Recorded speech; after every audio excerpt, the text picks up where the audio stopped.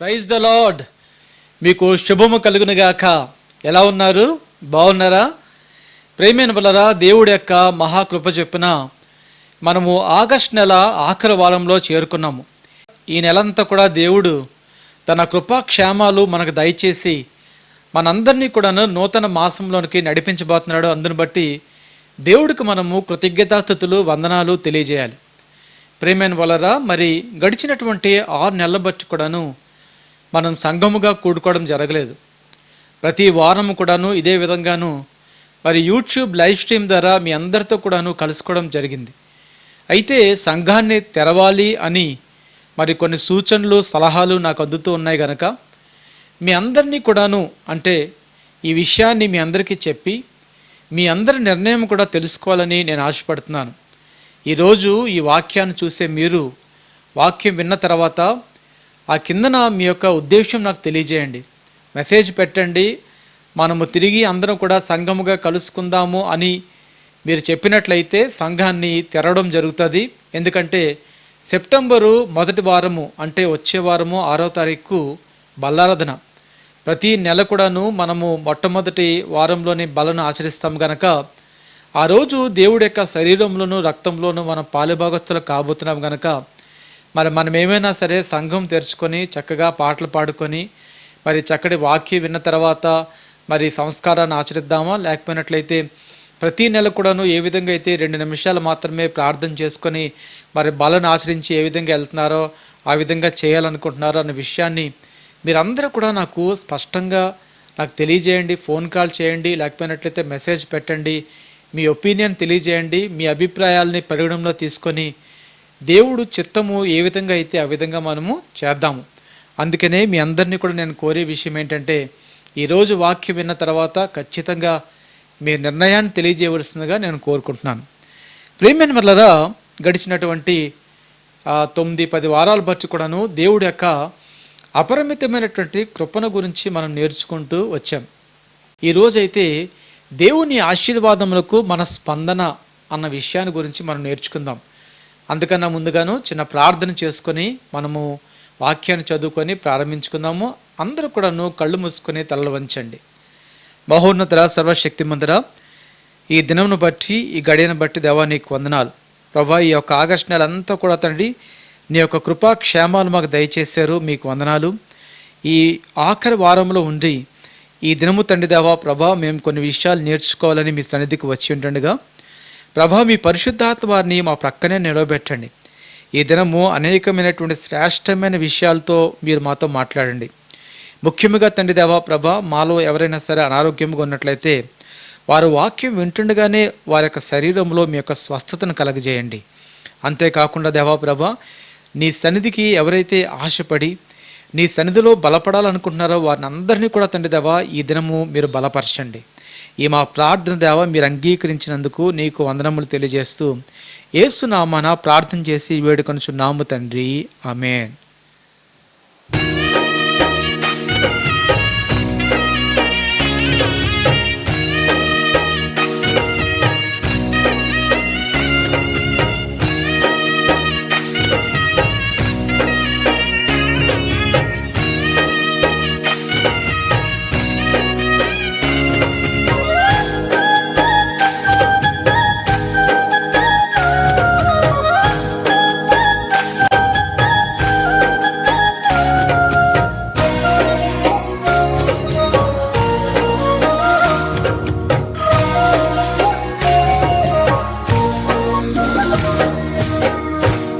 మంచి ప్రేమ నీదే యేసయ్యా, నీలా ప్రేమించేది ఎవరయ్యా. ఎంత మంచి ప్రేమ నీదే యేసయ్యా, నీలా ప్రేమించేది ఎవరయ్యా. అడగకపోయినా అక్కరనెరిగినా, అడగకపోయినా అక్కరనెరిగినా అల్ఫా ఒమేగావు నీవే కదా, అల్ఫా ఒమేగావు నీవే కదా. ఎంత మంచి ప్రేమ నీదే యేసయ్యా, నీలా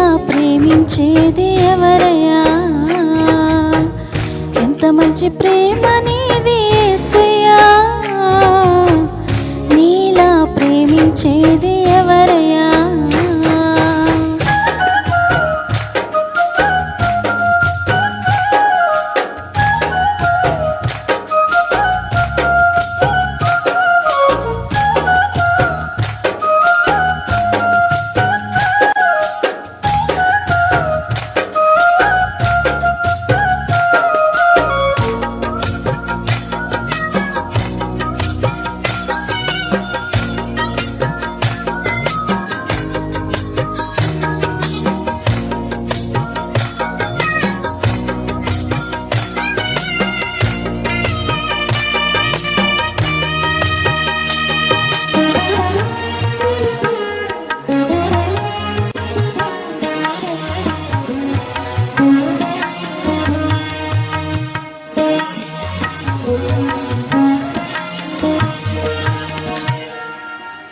నిస్వాస్థ్యమైన నీ ప్రజల క్షేమముకై, నిస్వాస్థ్యమైన నీ ప్రజల క్షేమముకై రాజాజ్ఞని మార్చిన వాడవు నీవు, రాజాజ్ఞని మార్చిన వాడవు నీవు.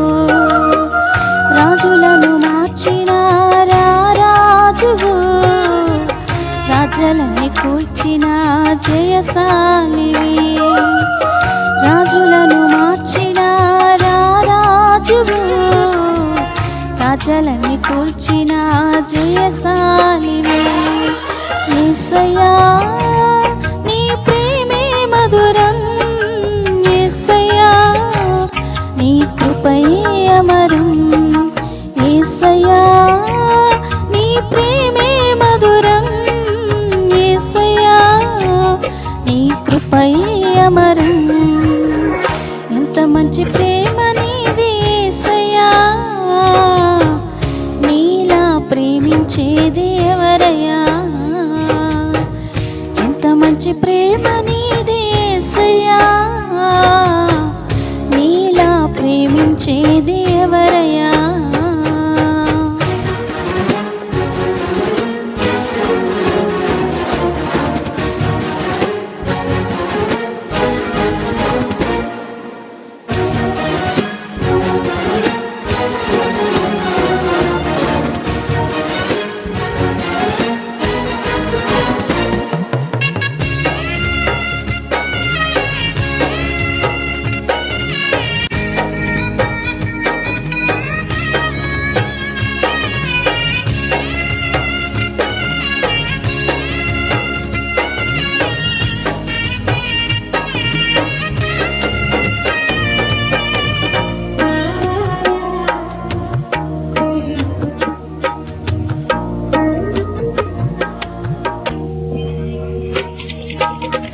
నిస్వాస్థ్యమైన నీ ప్రజల మేలులకై, నిస్వాస్థ్యమైన నీ ప్రజల మేలులకై అధికారుల హమును అణచినవాడా, అధికారుల హమును అణచినవాడా. అధికారాలను మార్చినవాడా, అధికారులను మార్చినవాడా. అధికారాలను మార్చినవాడా, అధికారులను మార్చినవాడా. యేసయ్యా నీ ప్రేమే మధురం, యేసయ్యా నీ కృపయే అమరం. యేసయ్యా నీ ప్రేమే మధురం, యేసయ్యా నీ కృపయే అమరం. ఎంత మంచి ప్రేమ నీది యేసయ్యా, నీలా ప్రేమించేది ఎవరయ్యా? ఎంత మంచి ప్రేమ నీది యేసయ్యా, నీలా ప్రేమించేది ఎవరయ్యా?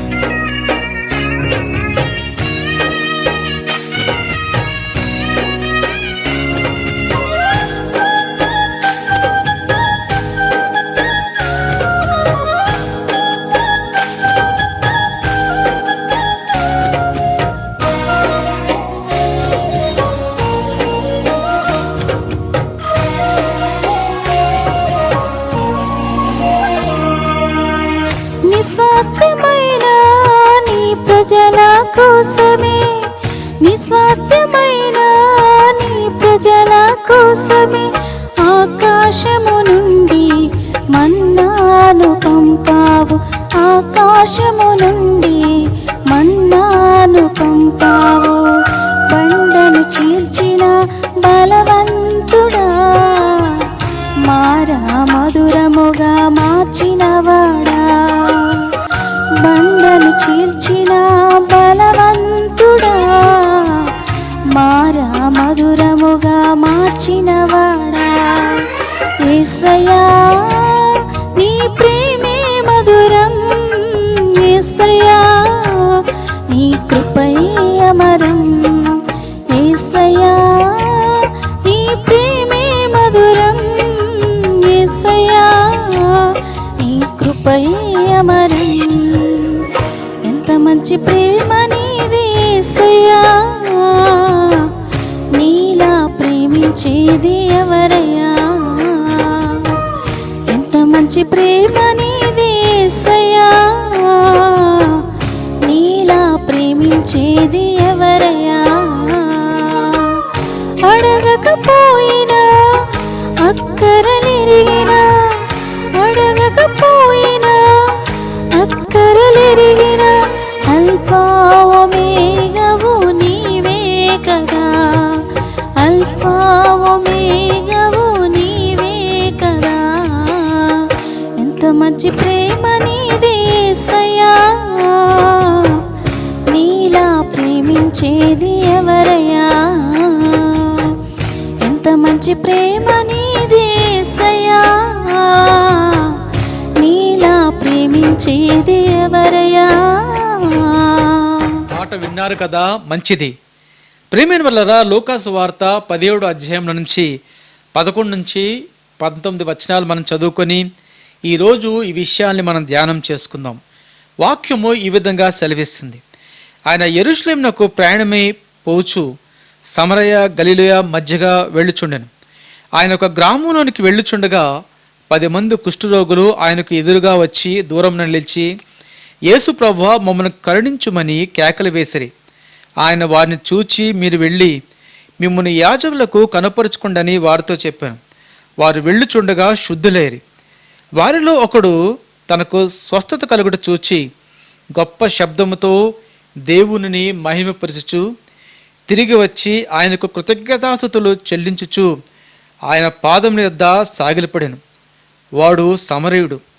అందుకు యేసు 10 మంది శుద్ధులైరు కారా, ఆ తమ్ముండుగురు ఎక్కడా? ఈ అన్యుడు తప్ప దేవునిని మహిమపరచుటకు తిరిగి వచ్చిన వాడెవడునో అగుపడలేదా అని చెప్పి, నీవు లేచి పొమ్ము, నీ విశ్వాసము నిన్ను స్వస్థపరచునని వారితో చెప్పాను. ప్రేమైన వల్లరా ఎన్నో సందర్భాల్లోని మన జీవితంలోని ఈ 10 మంది కుష్ఠరోగుల గురించి వర్తమానాన్ని మనం విన్నాం. అనేక విషయాలు మనం నేర్చుకున్నాం. ఈ యొక్క వర్తమానాన్ని చాలా జాగ్రత్తగా పరిశీలించినప్పుడు ఒక చాలా ప్రాముఖ్యమైన అంశము నాకు అర్థమైంది. ఏంటి అన్నట్లయితే, దేవుడి యొక్క ఆశీర్వాదాలు మనం పొందుకున్నప్పుడు మన యొక్క స్పందన ఏ విధంగా ఉండాలి అన్న విషయం. చూడండి, ఒక వ్యక్తి ఒక అరణ్యంలో బడి వెళుతున్నాడట. తన మార్గము ఎక్కడికి వెళుతున్నాడో మరి ఆ యొక్క మార్గాన్ని మర్చిపోయాడు. ఆ అడవిలోనే తిరుగులాడడం ప్రారంభించాడు. తనకు చాలా భయం కలిగింది. ఆ సమయంలో వెంటనే తను మోకరించి ప్రార్థన చేసుకున్నాడట, దేవా నాకు మార్గాన్ని నీవే చూపించు అని.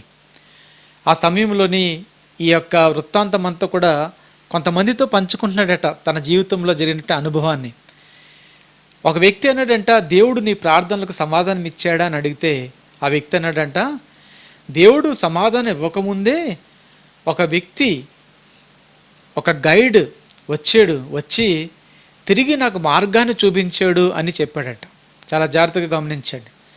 మన జీవితంలోని చాలా సందర్భాల్లోని దేవుడికి ఇవ్వాల్సినటువంటి ఘనత, దేవుడికి చెందవలసినటువంటి మహిమ, దేవుడికి చెందవలసినటువంటి ప్రభావాలు మనం తీసుకుంటూ ఉంటాం. ఎందుకు ఈ వ్యక్తి ఆ విధంగాను నాకు గైడ్ వచ్చి మార్గాన్ని చూపించాడు అని అనుకోవాలి? ఈ వ్యక్తి ప్రార్థన చేసినప్పుడు దేవుడే ఆ వ్యక్తిని పంపించి ఈ వ్యక్తికి సన్మార్గంలో నడిపించాడు అని అనుకోవచ్చు కదా. అలా అనుకోవడానికి లేదు. ఇక్కడ దేవుడు నాకు సహాయం చేయకముందే వేరే వ్యక్తి చేశాడు అని చెప్పడం మనము గమనించాలి. ప్రతిరోజు కూడా ఉదయాన్నే మనం లెగుస్తున్నాం, చక్కటి వాతావరణం మనం చూస్తున్నాం, సూర్యుని యొక్క ఉదయం మనం చూస్తున్నాం.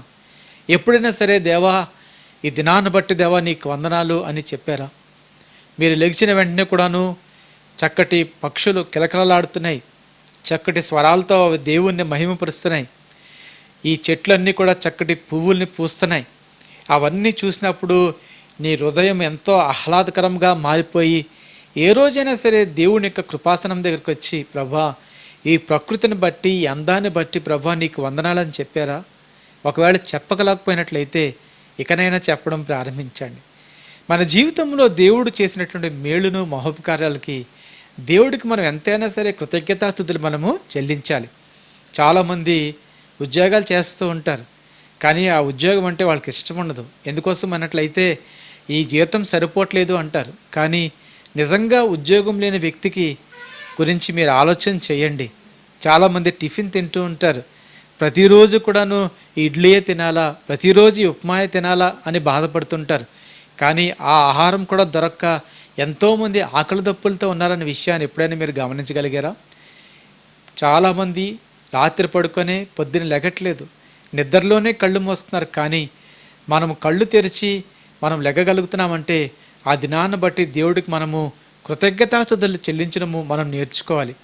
దేవుడు మన జీవితంలోని ఎప్పుడైతే అనేక దీవెనలతో నింపాడో ఆ దీవెనలను బట్టి మనం దేవుని యొక్క సన్నిధికి వచ్చి మనం ఎప్పుడు కూడాను ఆయనకు వందనాలు మనం తెలియజేయాలి. ఎవరైతే ఆ విధంగా చెప్పడం నేర్చుకున్నారో దేవుడి యొక్క కనికరాన్ని కూడా వారు పొందుకుంటారనే విషయాన్ని ఈ దినం మీ అందరితో కూడా నేను స్పష్టంగా తెలియజేస్తున్నాను. నువ్వు యేసయ్యను వెంబడించి విశ్వాసి అయినా లేకపోతే దేవుడు లేడని చెప్పే నాస్తికుడు అయినా ఒక విషయాన్ని మీరు గమనించాలి. మీరు ఊహించలేనంత, మీరు గ్రహించలేనంత, నిజంగా కూడా మీకు పొందుకోవడానికి యోగ్యత లేనప్పటికీ కూడాను దేవుడు ఎప్పుడు కూడాను తన కృపను చూపించడము మానివేయలేదు. దేవుని విషయంలో మన జవాబుదారీ విధానము చాలా ప్రాముఖ్యమైనది అని ఈ ఉదయం మీ అందరికీ నేను తెలియజేస్తున్నాను. చాలా సందర్భాల్లోని దేవుని దీవెనలు మనం ఎలా చూస్తామంటే ఇదంతా కూడా నేను కష్టపడ్డాను, ఈ కష్టపడ్డం వల్లనే ఈ ఫలితాన్ని సంపాదించుకున్నాను అని ఆ క్రెడిట్ అంతా కూడా మనకు ఇచ్చుకుంటుంటాము. కానీ ఆ విధంగా ఎవ్వరు కూడా చేయవద్దు. కానీ ఆ దేవాతి దేవుణ్ణి మహిమపరచుకోవడం నేర్చుకోమని ఈ ఉదయకాల సమయంలో మీ అందరికీ కూడా నేను తెలియజేస్తాను. కృతజ్ఞత హృదయముతో ఆయన పాదములు చేరి ఆయనను మహిమపరచుట దేవుని దీవెనల విషయంలో మన ప్రత్యుత్తరమై ఉండాలి. ఈ విషయాన్ని ఎవరు కూడాను మర్చిపోద్దు. ప్రేమైన వల్లరా లూకా సువార్త 9వ అధ్యాయంలోని 51వ వచనం చూసుకున్నట్లయితే ఆ ప్రాంతంలో వాక్యం ఈ విధంగా సెలవిస్తుంది. ఆయన పరమునకు చేర్చుకునబడు దినములు పరిపూర్ణమగుచున్నప్పుడు ఆయన యెరూషలేమునకు వెళ్ళుటకు మనస్సు స్థిరపరుచుకొని అన్న మాట ఈ ప్రాంతంలో ఉంది. 9వ అధ్యాయంలోనే యేసుక్రీస్తు ప్రభుల వారు యెరూషలేముకు వెళ్ళాలి అని తన మనస్సుని స్థిరపరుచుకున్నాడు. 17వ అధ్యాయంకి వచ్చేసరికి ఆయన యెరూషలేములోనికి ఆయన ప్రవేశించడం అన్నది మనం చూస్తాం. ఆయన యెరూషలేము వెళుతున్నాడు. ఆయన ఎటుగుండా వెళుతున్నాడు అన్నట్లయితే ఆయన సమరయ గలిలయ అనే మార్గంలో గుండా ఆయన ప్రయాణం చేసి ఆయన వెళుతున్నాడు. ఆయన వెళుతుండగాను ఒక గ్రామానికి ఆయన చేరుకున్నాడు. ఆయన గ్రామం చేరుకున్న వెంటనే ఆ ప్రాంతంలోని 10 మంది కుష్ఠరోగులు ఆ విషయం తెలుసుకొని వెంటనే ప్రియమైన వలరా వారు దూరం నిలిచి యేసు ప్రభువా మమ్మల్ని కరుణించమని వారు కేకలు వేశారు. చాలా జాగ్రత్తగా మనం గమనించాలి. ఈ లెపర్సీ లేకపోతే ఈ కుష్ఠరోగము ఏదైతే ఉందో అది చాలా ప్రమాదకరమైన రోగము, కంటేజియస్ డిసీజ్ అంటారు. పాత నిబంధన గ్రంథంలో కూడా మనం చాలా జాగ్రత్తగా గమనించినట్లయితే లేవియాకాండములోని దేవుడు ఇటువంటి వ్యాధిగ్రస్తుల నిమిత్తము కొన్ని విషయాలు ఆయన స్పష్టంగా తెలియజేస్తాడు. అంతేకాకుండాను మత్తయి సువార్త 11వ అధ్యాయంలో మనం చూస్తే యేసుక్రీస్తు ప్రభుల వారు చేసినటువంటి కార్యాల గురించి బాప్తిసం ఇచ్చే యోహాను గారు ఎప్పుడైతే ఆయన చెరలో ఉండి ఆయన విన్నాడో వెంటనే యోహాను గారు ఇద్దరు శిష్యులను పంపించి యేసుక్రీస్తు ప్రభుల వారి దగ్గరికి వెళ్ళి ఒక ప్రశ్నను వారు వేయమన్నాడు. ఏంటి అన్నట్లయితే, క్రీస్తు చేయుచున్న కార్యముల గురించి యోహాను చెరసాలలో విని, మత్తయి సువార్త 11:2 రాబోవాడు నీవేనా, మేము మరొకరి కొరకు కనిపెట్టవలనా అని ఆయనను అడుగుటకు తన శిష్యులను పంపెను. యేసు వారిని చూచి, మీరు వెళ్ళి విన్న వాటిని కన్న వాటిని యోహానుకు తెలుపుడి. గ్రుడ్డివారు చూపు పొందుచున్నారు, కుంటివారు నడుచుచున్నారు, కుష్ఠరోగులు శుద్ధులగుచున్నారు అన్న మాట ఈ ప్రాంతంలో ఉంది. అంటే ప్రియమైన వల్లరా, ఈ రోగము ఎంత ప్రమాదకరమైన రోగమో గమనించండి. యేసుక్రీస్తు ప్రభుల వారు ఆయన ఏ విధంగా స్వస్థతలు చేస్తున్నాడనే విషయాన్ని యోహాను గారికి తెలియజేయడానికి యోహాను గారి శిష్యులను పంపుతూ, మీరు దేన్నైతే చూస్తున్నారో దేన్నైతే వింటున్నారో ఆ విషయాన్ని మీరు యోహాను గారికి తెలియజేయండి. ఒక వ్యక్తి జీవితంలో ఎప్పుడైతే ఈ కుష్టు ప్రవేశించిందో దాదాపుగా 30 సంవత్సరాల పాటు కూడాను ఆ వ్యక్తిలోని ఉండి ఆ క్రిమి శరీరంలో ఉన్నటువంటి ప్రతి ఎముకను కూడా తినివేస్తుంది. మేము కూడాను కాకినాడలోని, అదేవిధంగా పెద్దాపురంలో ఉన్నటువంటి లెపర్సీ కాలనీలోని నెలకు దాదాపు ఒకసారి వారికి భోజనాలు పెట్టడము, ఆ ప్రాంతంలో ఉన్న ఒక చిన్న ప్రేయర్ మీటింగ్ కూడా మేము చేస్తూ ఉంటాం. చాలా సంవత్సరాల క్రితము, దాదాపుగా ఒక 20 సంవత్సరాల క్రితము మేము ఎప్పుడైతే ఈ యొక్క లెపర్సీ పరిచర్ను కూడా మేము ప్రారంభించామో, ఆ దినాల్లోని మాతో పాటు చాలామంది మేము కూడాను ఆ లెపర్సీ కాలనీకి వచ్చి మేము కూడాను మీతో పాటు వాళ్ళకి భోజనాలు వడ్డిస్తాము అని చెప్పి చాలామంది మాతో పాటు కూడా వచ్చారు. కానీ ప్రేమైన వలన ఆ కాలనీలోని అప్పట్లోని, ఇప్పుడంటే ఇంకా చాలా మెరుగైన పరిస్థితులు ఉన్నాయి, కానీ అప్పట్లోని ఆ పరిస్థితులు చూసిన చాలామంది వారు వెనక్కి తిరిగిపోయారు. భయం వేసేసింది. ఆ రోగము వారికి ఏమైనా వస్తుందేమో, ఇది గాలిలో ఉంటుంది, ఇది కంటేజియస్ డిసీజ్ అని చెప్పి, ఇది అంటురోగం అని చెప్పి వాళ్ళు వెనక్కి వెళ్ళిపోవడం జరిగింది. కానీ దాదాపుగా 20 సంవత్సరాలు బట్టి కూడాను మేము లెపర్సీ వారితో కూడాను మేము పరిచర్య చేస్తూ వస్తున్నాం. ప్రేమైన వలన మరి అటువంటి వ్యాధి ఒకసారి మనిషి శరీరంలోని ప్రవేశించిన తర్వాత దాన్ని సరైన సమయంలో దాన్ని గుర్తించలేకపోయినట్లయితే ఆ వ్యక్తి తనకున్నటువంటి చేతి వేళ్ళు, కాళ్ళు వేళ్ళు, ముక్కు ఇవన్నీ కూడాను ఈ బోన్ ఎక్కడైతే ఉందో ఆ బోన్ అంతా కూడాను చిదిగిపోద్ది. ఆ తర్వాత వేళ్ళన్నీ కూడా తెగిపోయి పడిపోతాయి. ప్రియమైన వాళ్ళరా, అటువంటి భయంకరమైనటువంటి వ్యాధి ఈ 10 మంది కుష్టు రోగులు మరి ఎలా విన్నారో యేసుక్రీస్తు ప్రభు వారి గురించి వారు విన్నారు. ఆ దినాల్లోని న్యూస్ పేపర్లు ఏమీ లేవు, టీవీలు ఏమీ లేవు. కానీ సమాచారం వెళ్ళాలంటే నోటి ద్వారా చెవులోనికి వెళ్ళాలి. ఆ దినాల్లోని ప్రతి ఒక్కడు కూడాను ఆయన గురించి మాట్లాడుకోవడము ప్రారంభించారు. యేసుక్రీస్తు ప్రభుల వారంట ఆయన ఎన్నో అద్భుతాలు చేస్తున్నాడు, ఆయన దెయ్యాలను వెళ్ళగొడుతున్నాడు, చనిపోయిన వారిని లేవనెత్తుతున్నాడు, గుడ్డివారికి కుంటివారిని బాగు చేస్తున్నాడు, ఆయన చూసుకున్నట్లయితే కుష్ఠరోగులను బాగు చేస్తున్నాడని ఈ సమాచారం ఎప్పుడైతే వీళ్ళందరి చెవిలో పడిందో ప్రేమైన వల్లరా, వీరు కూడాను సమయం కొరకు వారు ఎదురు చూస్తున్నారు. మరి మోషే ధర్మశాస్త్రం ప్రకారంగా చూసుకున్నట్లయితే వారు ఎటువంటి పరిస్థితుల్లో కూడాను సమాజంలో కలవడానికి వీల్లేదు. చాలా తీవ్రమైనటువంటి పరిస్థితులు ప్రేమైన వల్లరా. వారి యొక్క పరిస్థితుల గురించి ఆలోచన చేస్తుంటే ప్రేమైన వల్లరా, వారి కుటుంబం నుంచి వేరుపడాలి, సమాజం నుంచి వారు వేరుపడాలి, వారు ప్రేమించిన వారి నుంచి వేరుపడాలి, వారు మాసిపోయినటువంటి దుస్తులు వేసుకోవాలి, ముఖాన్ని కప్పుకోవాలి, నోటిని కప్పుకోవాలి.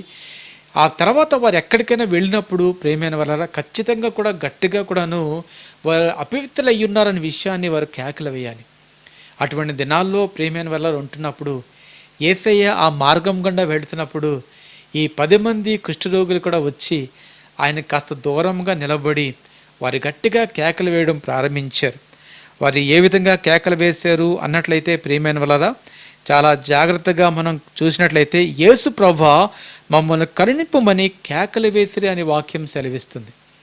మరి లూకా సువార్త 5వ అధ్యాయంలోని మరి సీమోన్ అనే రోగిని మరి యేసుక్రీస్తు ప్రభుల వారు ముట్టి స్వస్థపరుస్తాడు. కానీ ఈ ప్రాంతంలో యేసయ్య వీరిని ఎవరిని కూడా ముట్టుకోలేదు ప్రేమైన వల్లరా. కానీ ఆయన ఒక మాట చెప్పాడు, ఏంటి అన్నట్లయితే మీరు వెళ్ళి మిమ్మల్ని మీరు యాజకులకు కనపరుచుకోండి అని చెప్పడం మనము చూస్తాం ప్రియమైన వల్లరా. మరి చూసుకున్నప్పుడు ఆ 10 మంది కూడాను వారు ప్రయాణం చేసి వెళ్ళడం ప్రారంభించారు. అయితే వారు తిరిగి వెళ్ళడం ప్రారంభించినప్పుడు మార్గ మధ్యంలోనే వారు స్వస్థతను పొందుకున్నారు. వెంటనే వారిలో ఒక సమరయుడు గట్టిగా కేక వేసి దేవుడిని మహిమపరిచి తిరిగి యేసయ్య పాదాల దగ్గరికి చేరాడు. చేరి యేసయ్యను ఆయన మహిమపరచడం మనం చూస్తాం.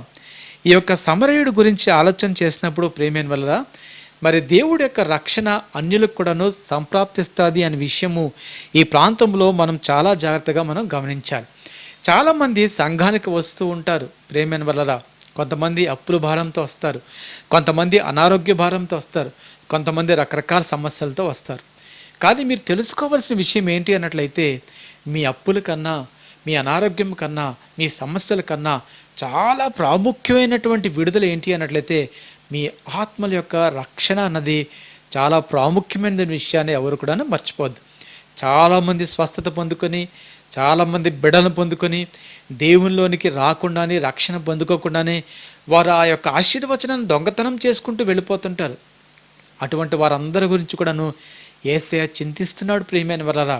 ఎందుకంటే మనకు ఏదో టెంపరీగా వస్తున్నటువంటి స్వస్థత గురించి ఆయన మీద ఆధారపడకూడదు, కానీ మన ఆత్మల యొక్క రక్షణ చాలా ప్రాముఖ్యమైనదనే విషయాన్ని ఎవరు కూడాను మర్చిపోవద్దు. ఈరోజు ప్రియమైన వారలారా 4 అంశాలు మీకు నేను నేర్పించాలని ఆశపడుతున్నాను. మొట్టమొదటి అంశము, మనమందరము ఈ కుష్ఠరోగుల వలె దేవుని ఎదుట మరియు లోకుల ఎదుట అప్రీతులమని గ్రహించాలి. ఇది మొట్టమొదటి పాయింట్. మనలో ప్రతి ఒక్కరు కూడాను రోమిలు రాసిన పత్రిక 3వ అధ్యాయం ఏమని సెలవిస్తుంది అన్నట్టయితే, ఏ భేదము లేదు, అందరూ పాపం చేసి దేవుడు అనుగ్రహించు మహిమను పొందుకోలేకపోతున్నారు అన్న మాట ఆ ప్రాంతంలో రాయబడింది. ప్రియమైన వల్లరా, మరి మనం కూడా గమనించవలసిన విషయం ఏంటి అన్నట్లయితే, మనం అపరిమితమైనటువంటి లోకంలో మనం జీవిస్తున్నాం. ఈ లోకుల ఎదుట, దేవుని ఎదుట కూడాను మనము అపవిత్రులై ఉన్నామనే విషయాన్ని ఎవరు కూడా మర్చిపోద్దు. ఈ కుష్ఠరోగం కలిగినటువంటి వారి గురించి ఆలోచన చేసినప్పుడు ప్రియమైన వల్లరా, వీరందరూ కూడాను శరీరం మీద వీరికి వ్యాధి ఉంది. కానీ ప్రియమైన వల్లరా, ఈరోజు చాలామంది ఆత్మీయ వ్యాధి లేకపోతే ఆత్మీయ కుష్ఠాన్ని కలిగి ఉన్నారు.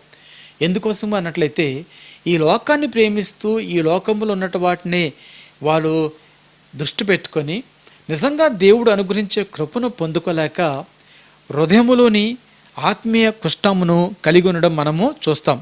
ప్రియమైన వల్లరా, ఈ లూకాసు వార్త 17వ అధ్యాయం 14వ వచనంలో చూసుకున్నట్లయితే అంటాడు, ఆయన వారిని చూచి మీరు వెళ్ళి మిమ్మును యాజకులకు కనపరుచుకొండని వారితో చెప్పెను.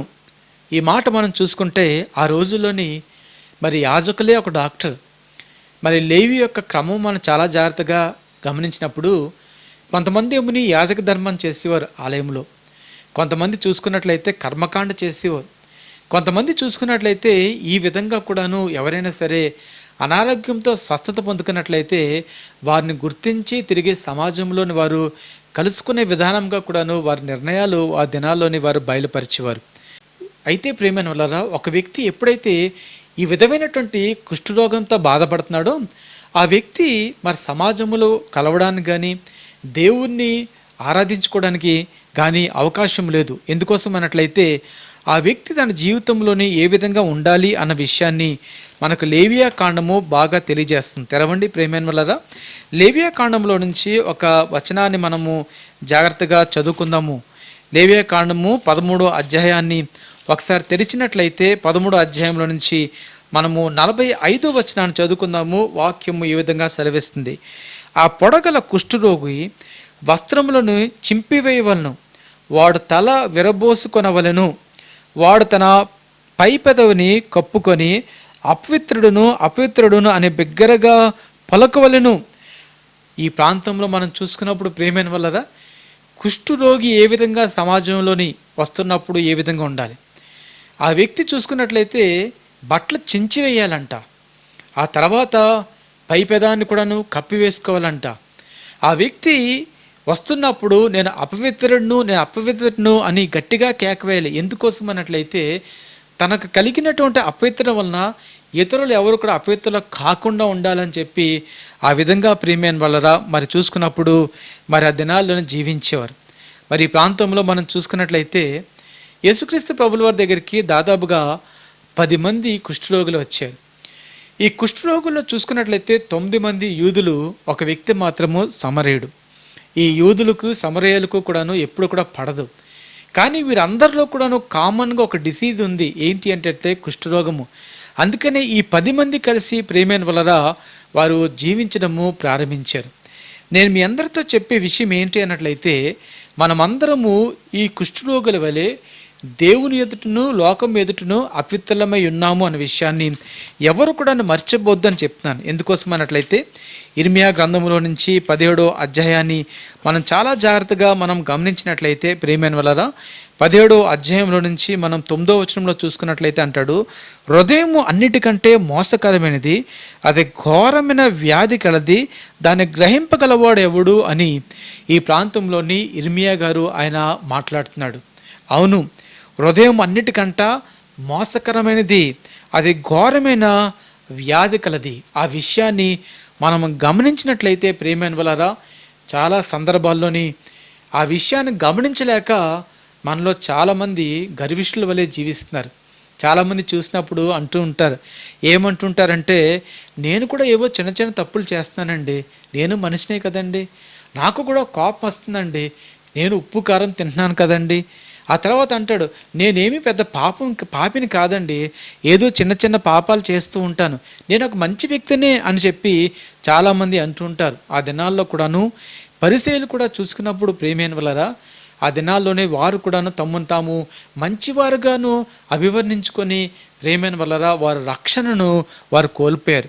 ఇంకా మీకు చెప్పాలి అనుకున్నట్లయితే ప్రకటన గ్రంథము 3వ అధ్యాయాన్ని మనం చాలా జాగ్రత్తగా గమనించినప్పుడు ఆ ప్రాంతంలోని ప్రియమైన వలరా దేవుని సంఘములో ఒక సంఘము కూడాను, అంటే లవోదిసియా సంఘము కూడాను అదేవిధంగా వారు అనుకునేవారు. చూడండి 3వ అధ్యాయము 17వ వచనంలో చూసుకున్నట్లయితే, నీవు దౌర్భాగ్యుడవును, దిక్కుమాలిన వాడవును, దరిద్రుడును, గుడ్డివాడవును, దిగంబరునై ఉన్నావని ఎరుగక నేను ధనవంతుడును, ధనవృద్ధి చేసి ఉన్నాను, నాకేమీ కొదువు లేదని చెప్పుకొనుచున్నావు అని దేవుడు లవోదికియా అనే సంఘాన్ని గురించి ఆయన హెచ్చరించడం మనము చూస్తాం.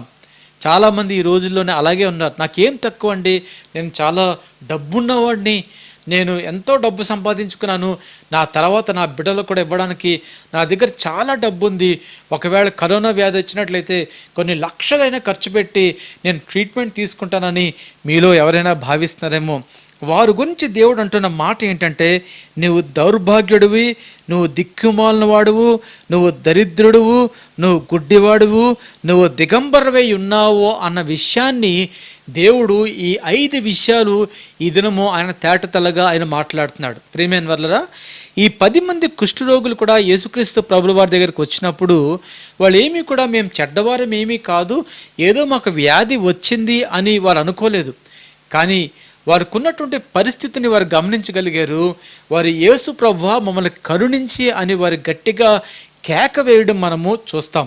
ప్రియమైన వల్లరా మనము కూడా మన యొక్క వ్యక్తిగతమైన జీవితంలో దేవుని ఆశీర్వచనాలు పొందుకోవడానికి మొట్టమొదటి అడుగు ఏంటి అన్నట్లయితే, నీ స్థితి ఆయన ముందు ఒప్పుకోవాలి. అంటే నీ జీవితంలో ఒక డెస్పరేట్ నీడ్ అంటూ ఉండాలి. నా దేవుడు నాకు కావాలి, దేవుడి యొక్క అవసరత, రక్షకుడి యొక్క అవసరత నీ జీవితంలో నువ్వు గమనించగలగాలి. ప్రేమైన వల్లరా నీ ఒక పాపి అనే విషయాన్ని ఎప్పుడైతే నువ్వు గమనించావో అప్పుడు నీకు ఒక రక్షకుడు అవసరము అనే విషయాన్ని కూడా నీవు గమనించగలుగుతావు. ప్రేమైన వల్లరా నీకున్నటువంటి పరిస్థితిని బట్టి నువ్వు గర్విష్ఠుడు కాకుండా నీ హృదయాన్ని దేవుడి యొక్క సన్నిధిలో విప్పాలి. దేవుడి యొక్క అవసరతను గురించి నువ్వు తెలుసుకోవాలని దేవుడు కోరుకుంటున్నాడు. రెండోదిగా చూసుకున్నప్పుడు ఈ కుష్ఠరోగుల వల్లే మనమును ఆయన కనికరము కొరకు కేక వేయాలి అనే విషయాన్ని ప్రేమైన వల్లరా ఈ ప్రాంతంలో మనము రెండోదిగా మనం గమనించాలి. ఈ కుష్ఠరోగి వచ్చిన వాళ్ళకి వోకల్ కార్డ్ అంటే ఈ స్వరపేటకు కూడా దెబ్బతింటుందట ప్రేమైన వల్లరా.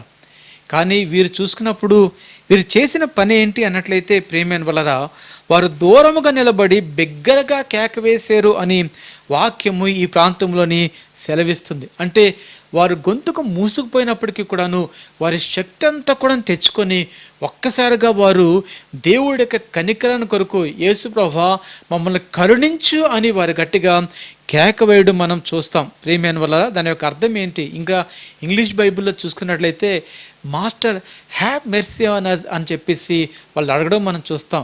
ఆ ప్రాంతంలో మాస్టర్ అంటే బోధకుడా, లేకపోయినట్లయితే అధికారి అని అర్థం ఇస్తుంది. చూసుకున్నట్లయితే ఈ యొక్క కుష్ఠరోగులందరూ కూడాను దేవుడి యొక్క సార్వభౌమ అధికారాన్ని కిందకి మేము ఉన్నాము అనే విషయాన్ని మరి వారు తెలియజేస్తారు. వారు బిగ్గరగా కేకలు వేయడం వల్ల ప్రేమైన వల్ల మనం గమనించుకోవాల్సిన విషయం ఏంటి అన్నట్లయితే, మనం దేవుడి యొక్క కృపను కనికరాన్ని మనకు ఉచితంగా ఇవ్వబడింది. మనం వాటి కొరకు మనం ఏమి కూడా కష్టపడి పని చేయవలసిన అవసరం ఏం లేదు. కానీ నీకున్న పరిస్థితిని నువ్వు గమనించాలి, నువ్వు గట్టిగా కేక వేయాలి. నీ యొక్క దేవుని యొక్క సన్నిధిలో నువ్వు ఎప్పుడైతే మొరపెట్టడం ప్రారంభించావో, దేవుడు నీ మొరను ఆయన ఆలకించి నీ జీవితంలో ఆయన మేలును, తన కృపను ఆయన అనుగ్రహిస్తాడు. ఆ విధంగా అనుగ్రహించాలి అన్నట్లయితే ప్రేమైన వల్ల మొట్టమొదటిగా ఈ యొక్క కుష్ఠరోగుల వలె మనం కూడాను ఆయన సన్నిధికి వచ్చి ఆయన యొక్క దర్శనం పొందుకోవడానికును, ఆయన యొక్క స్వస్థతను పొందుకోవడానికును మన యొక్క హృదయాలను తెరవాలి అనే విషయాన్ని ఎవరు కూడాను మర్చిపోద్దు. ఇక్కడ సంతోషించదగ్గ విషయం ఏంటి అన్నట్లయితే ప్రియమైన వల్ల, దేవుడు ఎప్పుడైతే తన కృపను, తన కనికరాన్ని ఆయన చూపిస్తాడో అందును బట్టి ఆయన సంతోషిస్తాడు అనే విషయాన్ని ఎవరు కూడా మర్చిపోవద్దు. చూడండి, రోమిల్ రాసిన పత్రికలో నుంచి మనము 10వ అధ్యాయాన్ని మనం చాలా జాగ్రత్తగా గమనించినట్లయితే 12 నుంచి 13 వచనాల్లోని వాక్యం ఈ విధంగా సెలవిస్తుంది.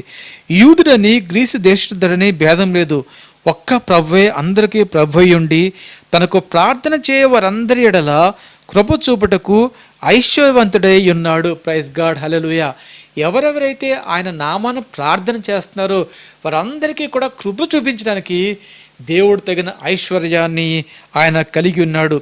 ఎందుకనగా ప్రభువు నామం బట్టి ప్రార్థన చేయవాడు ఎవడో వాడు రక్షించబడను అని ఈ ప్రాంతంలో వాక్యము సెలవిస్తుంది. అందుకనే మనం దేవుడి యొక్క నామాన్ని మనం ఖచ్చితంగా కూడాను మనం ప్రార్థన చేయాలి. ప్రేమైన వల్ల ఎప్పుడైతే దేవుడి యొక్క నామాన్ని మనం ప్రార్థన చేసామో అప్పుడు దేవుడు తన ఐశ్వర్యం చెప్పున మనల్ని కనికరిస్తాడనే విషయాన్ని ఎవరు కూడా మర్చిపోదు. చూడండి, మోషే గారు ఒకరోజు దేవుడిని ఒక ప్రశ్న అడిగాడు. ఆయన యొక్క కనికరాన్ని గురించి, ఆయన కృపను చూపించమని అడిగినప్పుడు ప్రేమైన వల్ల దేవుడు తన గురించి ఆయన వివరిస్తూ అంటాడు.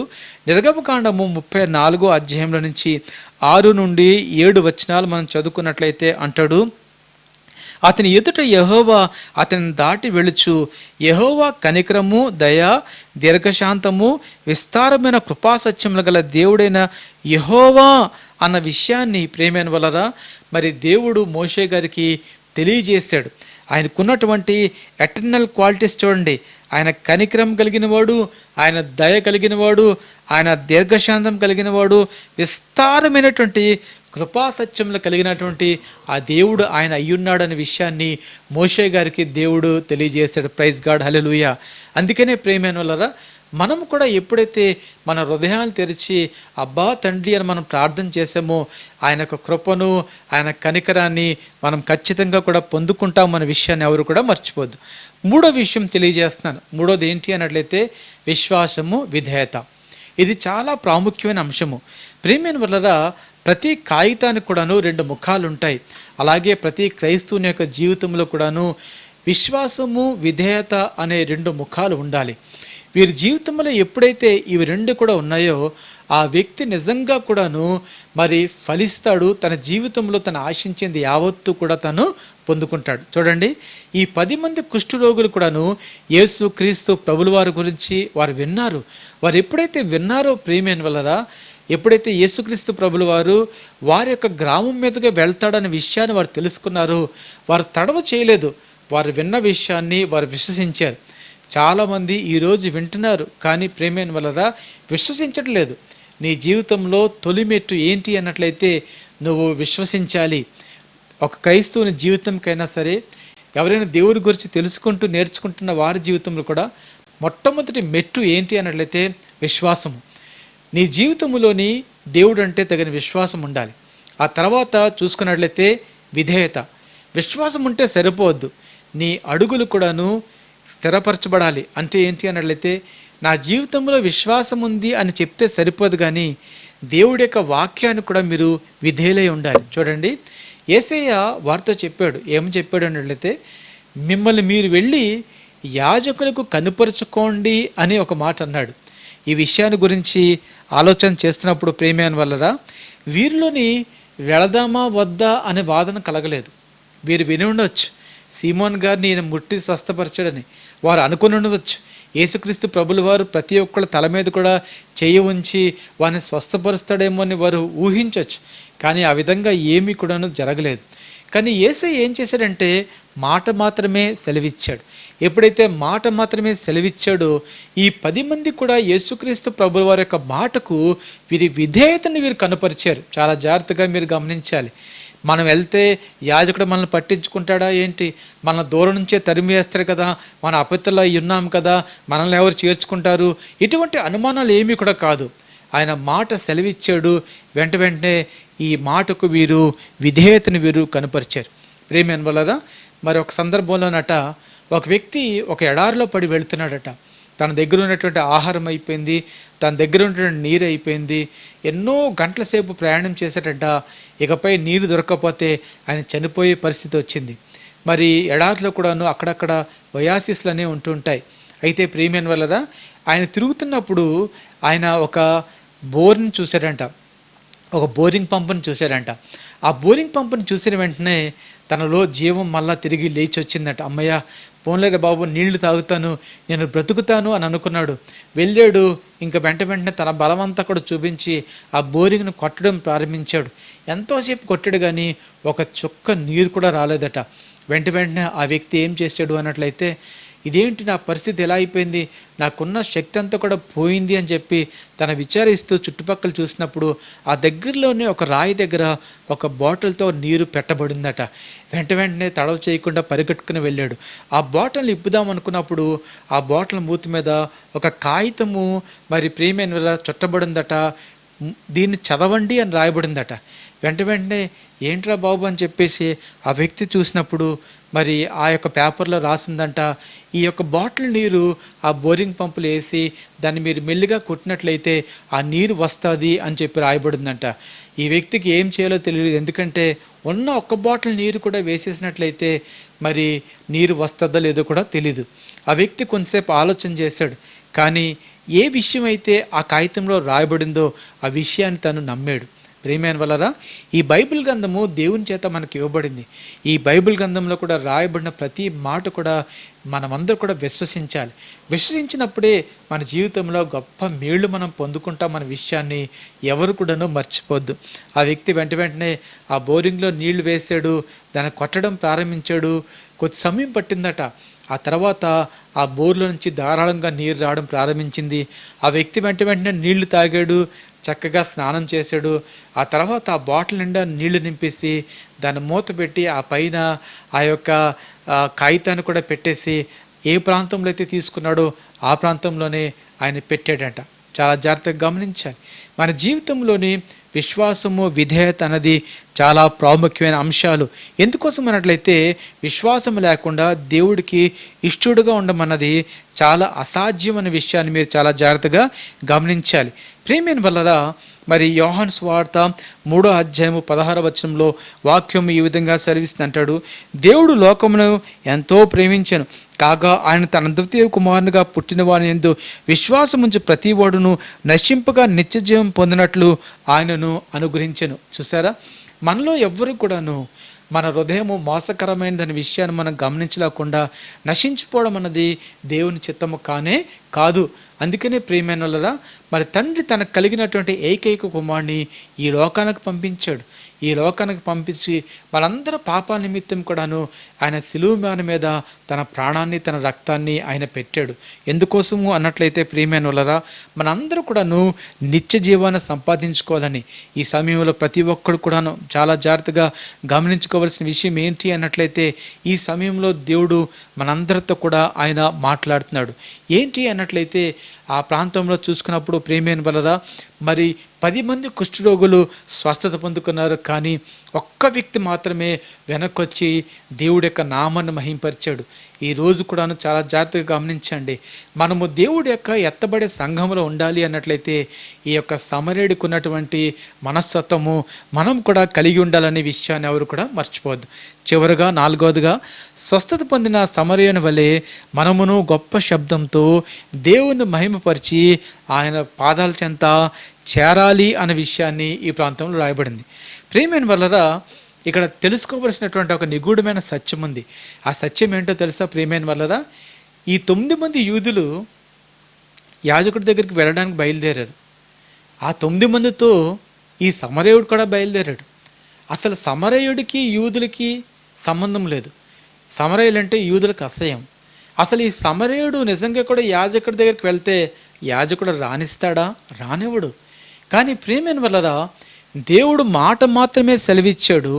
ఆ మాట మాత్రమే సెలవిచ్చిన వెంటనే కూడాను ఈయన ఏ విధంగా విధేయతను కనపరిచాడు అనే విషయాన్ని మనం చాలా జాగ్రత్తగా మనం గమనించాలి. ఎందుకోసము అన్నట్లయితే ప్రియమైన వల్లరా, దేవునిలోని ఎవ్వరూ కూడాను మరి ఒకళ్ళు కావాలి ఒకళ్ళు వద్దు అని దేవునికి ఏమి కూడా లేదు. దేవుని దృష్టిలో అందరూ కూడా సమానులే. అందుకోసమే ప్రియమైన వల్లరా, మనకును యూదులకు ఉన్నటువంటి అడ్డుగోడను ఆయన తొలగించి ఉన్నాడు అనే విషయాన్ని ఎవరు కూడా మర్చిపోవద్దు.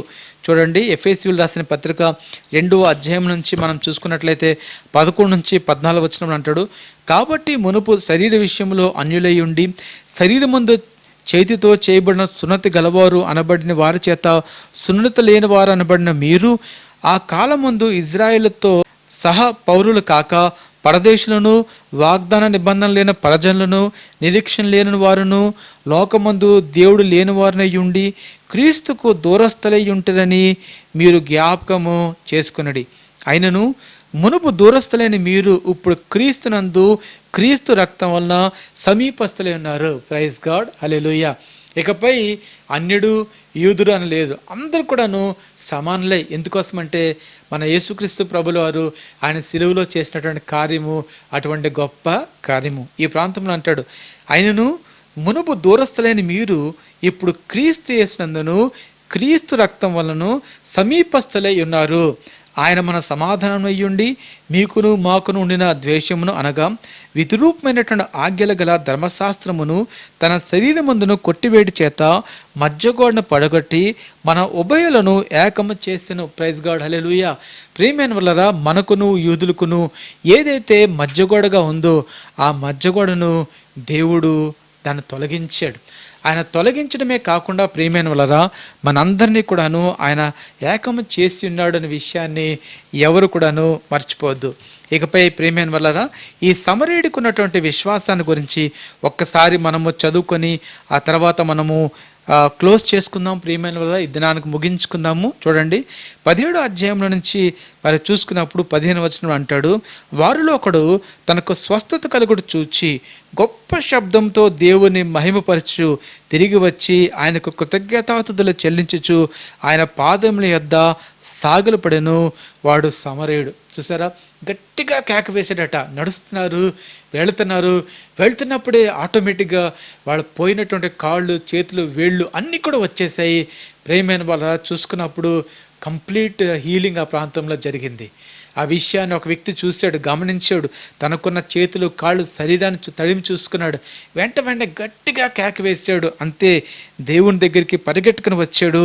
తిరిగి వచ్చి ఆయనకు కృతజ్ఞతాస్తుతులు చెల్లిస్తూ ఆయన యొక్క పాదాల యొద్ద సాగిలపడినట్టు ఈ ప్రాంతంలో వాక్యము సెలవిస్తుంది. ఆ వ్యక్తి సమరయుడు అని కూడా ఈ ప్రాంతంలో రాయబడింది. అంతేకాకుండాను 18వ వచనంలో అంటాడు, ఈ అన్యుడు తప్ప దేవుడు మహిమపరచుటకు తిరిగి వచ్చిన వాడు ఎవడును అగుపడలేదని చెప్పి. మరి యేసుక్రీస్తు ప్రభుల వారైతే 10 మందిని స్వస్థపరిచాడు, 9 మంది రాలేదు. 9 మంది స్వస్థత పొందుకున్నారు. వాళ్ళ యాజకుల దగ్గరికి వెళ్ళారు, తిరిగి వాళ్ళ లోకంలో కలిసిపోయారు. కానీ యేసుక్రీస్తు ప్రభుల వారిని, దేవుణ్ణి మహింపరచడానికి వారు వెనక్కి రాలేదు. కానీ ఈ వ్యక్తి మాత్రమే వచ్చాడు. ఈ వ్యక్తితో యేసుక్రీస్తు ప్రభుల వారు అంటారు, ఏమంటాడంటే, నీవు లేచి పొమ్ము, నీ విశ్వాసం నేను స్వస్థపరచనని వానితో చెప్పాను. ప్రైజ్ గాడ్, హల్లెలూయా అని అంటాడు. నీ విశ్వాసము నిన్ను స్వస్థపడుతుంది.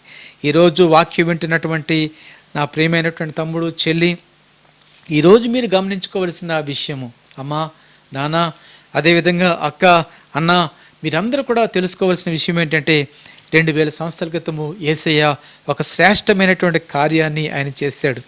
ఆ కార్యమందు విశ్వాసం ఉంచి ప్రతి ఒక్కళ్ళు కూడాను ప్రేమైన వల్ల ఆయన యొక్క రాకడలోని ఎత్తబడతారు. చూడండి, హెబ్రీయులకు రాసిన పత్రిక 13వ అధ్యాయంలోని 15, 16 వచనాలు మనము చాలా జాగ్రత్తగా గమనించినట్లయితే అంటాడు, కాబట్టి ఆయన ద్వారా మనము దేవునికి ఎల్లప్పుడూ స్తుతియాగము చేయుదము, అనగా ఆయన నామమును ఒప్పుకొనుచు జీవఫలములను అర్పించదము. ఉపకారమును ధర్మమును మర్చిపోకడి, అట్టి యాగములు దేవునికి ఇష్టమైనవి అని ఈ ప్రాంతంలో రాయబడింది. అవును, మనం దేవునికి కృతజ్ఞతాస్తుతులు చెల్లించాలి. ఈరోజు దేవుడు మనందరితో కూడాను శ్రేష్టమైనటువంటి విషయాలు మాట్లాడారు. ఆ 10 మంది కుష్ఠరోగులను స్వస్థపరిచిన దేవుడు ఈరోజు వాక్యం వింటే నిన్ను కూడా దేవుడు స్వస్థపరుస్తున్నాడు. ఈరోజు దేవుడి యొక్క స్వస్థతను పొందుకొని, దేవుడి యొక్క విడుదలను పొందుకొని ఆ దేవుడిని నువ్వు మహిమపరచడం లేదేమో.